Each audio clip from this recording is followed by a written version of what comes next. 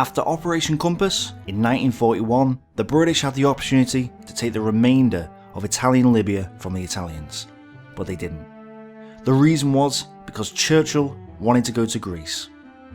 This meant that the port of Tripoli remained in Italian hands, and Rommel was allowed to land there unopposed with his units.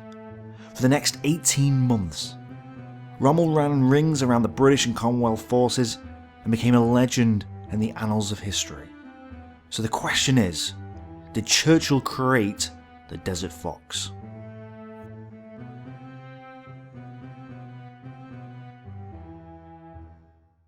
Let's look at the reality. O'Connor's offensive annihilated the Italian 10th Army in 1940 and 41. By February the 7th, 1941, the Italians had almost nothing left in Libya. They had a total of no armoured divisions, and very few other units between the British and the last Italian port at Tripoli.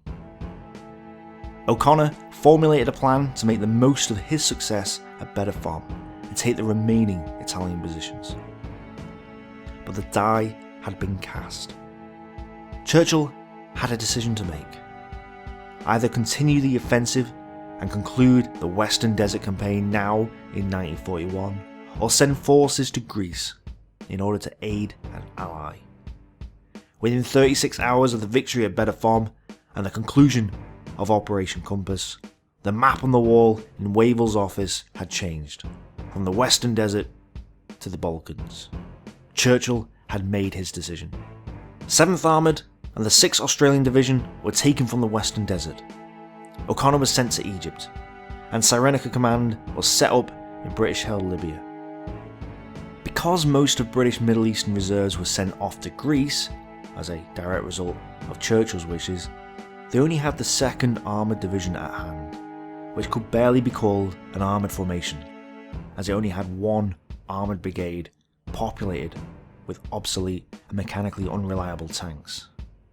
This meant that when Rommel arrived in March, there was almost nothing to oppose him. The British position was weak, and he was able to exploit it. Thus, Rommel became the Desert Fox.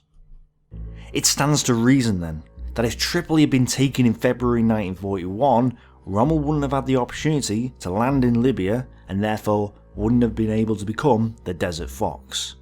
Either Rommel would have had to perform an opposed amphibious landing, or Vichy France would have had to be convinced to allow German troops to land on their soil, which may have compromised their neutrality at this time and may not have been politically possible.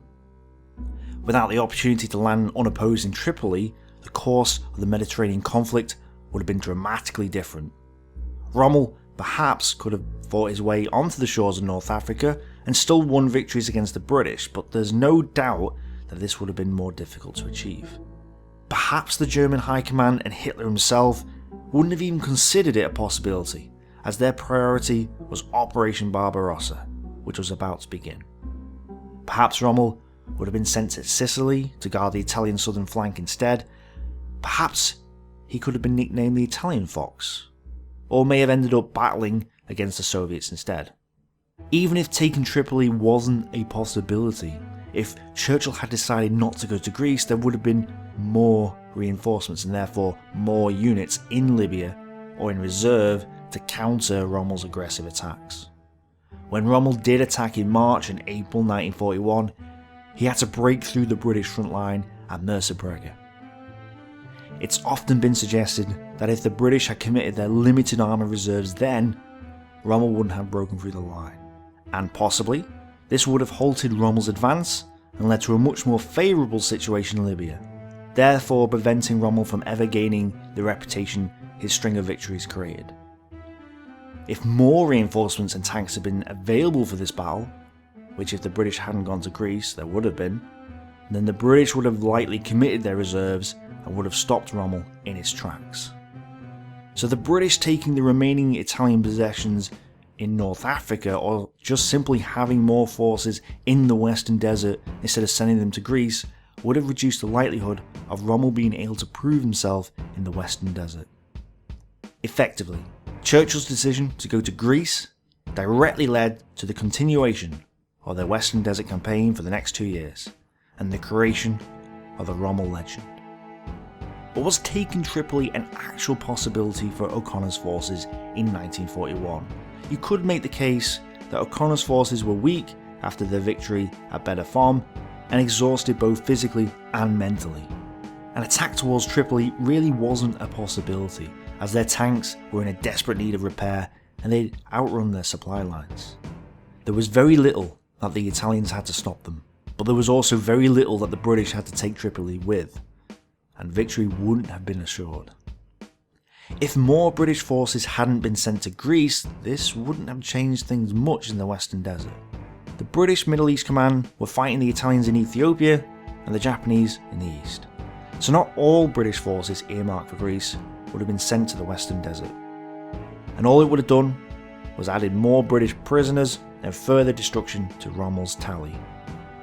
So having a few more units in Cyrenaica wouldn't have prevented Rommel from gaining his reputation. Also, Greece was strategically more important than Libya.